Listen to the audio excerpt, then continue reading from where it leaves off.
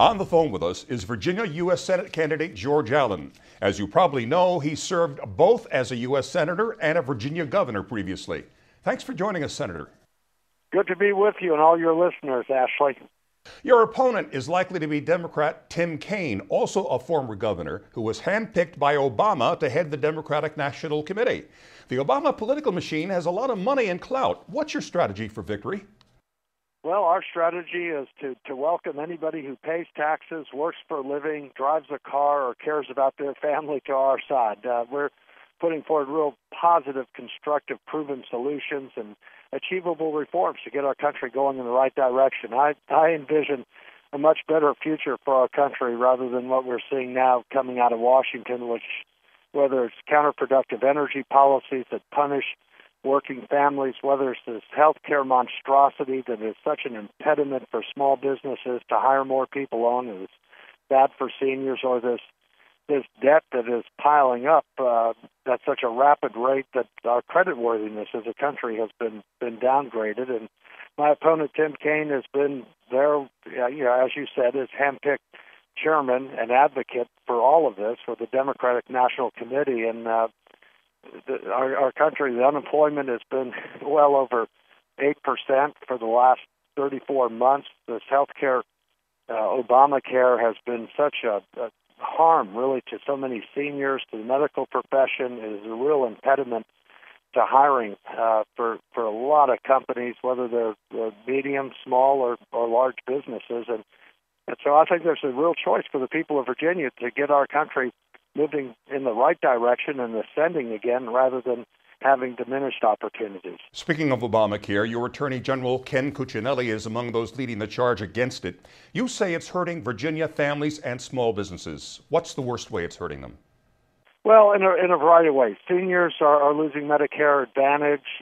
Small businesses, and I've heard from small businesses throughout Virginia who are saying that if we hire somebody on, there's going to be an added cost if we get over 50 employees, and they're faced with a fine. And what's actually happening, and you just hear from so many small business owners, it's detrimental to hiring anybody on. And right now we're trying to make sure more people have job opportunities, but if you have this healthcare mandate on small businesses who create most of the new jobs, it is truly one where they're putting it on hold, and that's not the way we ought to be going. The way I want to be the deciding vote to repeal and replace Obamacare.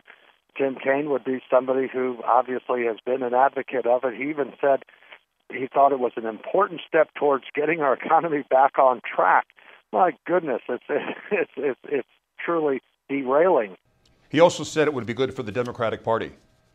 Yeah, he said it'd be good. His word was for the Dems. And we put out a web video on this using his own words where he sides with President Obama over the people of Virginia. I want to be a voice for the people of Virginia, and he wants to be a voice, obviously, for these policies that are so counterproductive and harmful.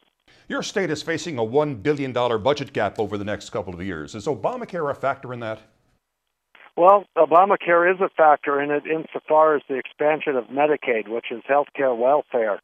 And half of the money for Medicaid comes from state taxpayers, half comes from federal taxpayers. And so as the Medicaid budget is increased due to this increased expanded eligibility from Obamacare, that means less funding for higher education, which then translates into higher tuition costs for students and their parents. And so, yes, it is having an adverse impact on our budget situation in Virginia and other states. The solution to that on Medicaid is not Obamacare, but allow the states the flexibility to craft and design their own Medicaid programs. It's similar to what we did when I was governor on welfare reform, where we reduced the rolls by 50% and saved the taxpayers hundreds of millions of dollars. And so I'm one who would like to trust the people in the states to fashion their own Medicaid programs rather than having it dictated from Washington. Turning briefly to the Keystone Oil Pipeline. If House Republicans include that with the payroll tax holiday extension, Harry Reid says it's DOA in the Senate. What message do you have for Mr. Reid? Mr. Reid said, first of all, I'd like him to be the minority leader after I get elected to the U.S. Senate.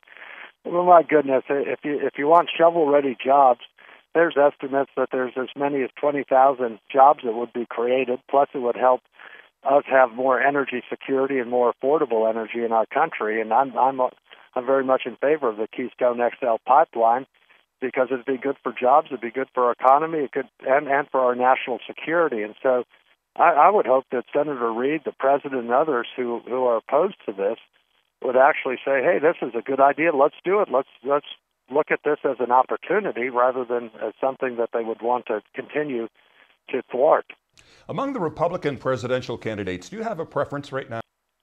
I'm for whoever runs strongest in Virginia, and I hope whomever the nominee is, will embrace the same policies and solutions that I'm advocating in our Blueprint for America's Comeback, which is a pro-growth plan of action to make America more competitive for jobs and investment, unleash our American energy resources, rein into overreaching, overspending federal government, and hopefully we could run together as a team in that regard. And finally, how important is it for the Republican presidential nominee to win the state of Virginia, and why? Well, Virginia's key. Our U.S. Senate race here in Virginia is one that objective observers say is crucial. If we win Virginia, the Republicans, the conservatives take over the majority in the U.S. Senate, and everyone recognizes that whomever wins the presidency, they need to win Virginia. So Virginia's a state that, whether your families have lived here for over 400 years or 40 days, prides itself in history because America started at Jamestown and in Virginia. And we're going to have an opportunity to shape America's future in a positive way and get us on the right trajectory. So Virginia's really going to be in the eye of the political storm. So we'll need help from people wherever they may reside in the United States to win Virginia. And when Virginia wins for common sense conservatives, we'll see the promise of the American dream brightening for all Americans. U.S. Senate candidate George Allen, thanks so much and good luck on the campaign trail. Thank you so much, Ashley. And folks can go to georgeallen.com or join us on Facebook. Thank you for watching Newsmax TV.